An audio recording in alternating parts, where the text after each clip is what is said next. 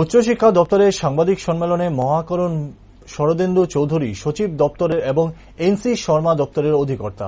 সাংবাদিকদের মুখোমুখি হয়ে দপ্তরের সচিব জানান, অনেকদিন ধরে রাজ্যের বিভিন্ন বিশ্ববিদ্যালয় বা কলেজগুলিতে ন্যাশনাল এডুকেশন পলিসি চালু করার পরিকল্পনা চলছিল। ঠিক সেই লক্ষ্যে এবছরের রাজ্যের 25টি ডিগ্রি কলেজ এবং এমবিবি ও ত্রিপুরা ইউনিভার্সিটিতে ন্যাশনাল এডুকেশন পলিসি চালু হতে যাচ্ছে, যার ফলে বিগত দিনের কলেজ এবং বিশ্ববিদ্যালয়ের শিক্ষার যে পরিকাঠামো ছিল তা পরিবর্তিত হয়ে একেবারে অত্যাধুনিক পরিকাঠামোয় পরিবর্তিত হবে।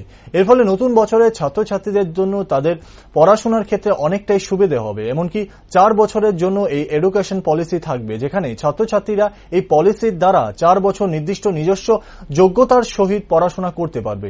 কিন্তু কোর্স চলাকালীন যদি কোনো ছাত্রছাত্রী 1 বছরের মধ্যে কোর্স ছেড়ে চলে যায়, তাহলে তাকে 1 বছরের একটি এডুকেশন পলিসির সার্টিফিকেট প্রদান করা হবে। এমনকি ওই ছাত্র বা ছাত্রী যদি অন্য কোনো কলেজ বা বিশ্ববিদ্যালয়ে পড়তে যায়, তাহলে সেই ক্ষেত্রে তাদের দ্বিতীয় বর্ষ থেকে ডাইরেক্ট পড়াশোনা শুরু করতে পারবে। শুধু তাই নয়, ন্যাশনাল এডুকেশন পলিসি আওতাভুক্ত নিয়ম অনুসারে ছাত্রছাত্রীদের দ্বিতীয় বর্ষ শেষ করার পর ডিপ্লোমা সার্টিফিকেট পাবে এবং তৃতীয় বর্ষ শেষ করার পর ডিগ্রি সার্টিফিকেট পাবে। তার পরবর্তীতে সর্বশেষ চতুর্থ বর্ষের কোর্স শেষ করার পর নির্দিষ্ট যোগ্যতা সম্পূর্ণ নম্বরের ভিত্তিতে ছাত্রছাত্রীদের সার্টিফিকেট প্রদান করা হবে। প্রথমত আমরা আমাদের যে ডিগ্রি কলেজ আছে, 25টা ডিগ্রি কলেজ, সেখানে এবং ত্রিপুরা ইউনিভার্সিটি এবং এমবিবি ইউনিভার্সিটিতে আমরা ন্যাশনাল এডুকেশন পলিসি এই বছর থেকে শুরু করতে যাচ্ছি। সেখানে আপনারা জানেন, এডুকেশন পলিসিতে কলেজগুলিতে শিক্ষার যে কাঠামোটা ছিল সেটা পুরোপুরিভাবে চেঞ্জ হয়ে যাচ্ছে, একদম ড্রাস্টিক চেঞ্জ।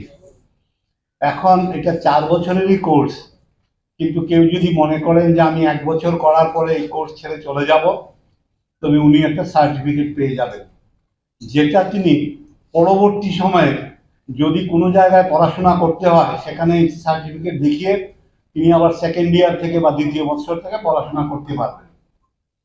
2 বছর করার পরে উনি ডিপ্লোমা পাবেন, 3 বছর করার পরে উনি ডিগ্রি পাবেন, 4 বছর করার পরে যেটা আমরা এখন বলি অনার্স পাস, সেরকম যোগ্যতা সম্পন্ন মাল ওনাকে দেওয়া হবে। এইভাবে ভাগ করা হয়েছে। আর এটার মধ্যে যেটা মেইন ইম্পর্টেন্ট, সেটা হলো এই শিক্ষার সঙ্গে এখন ভোকেশনাল এডুকেশনের যোগ করা হয়েছে। প্রতিটা লেভেলেই ভোকেশনাল এডুকেশন এখন মাস্ট, আগে এটা ছিল না।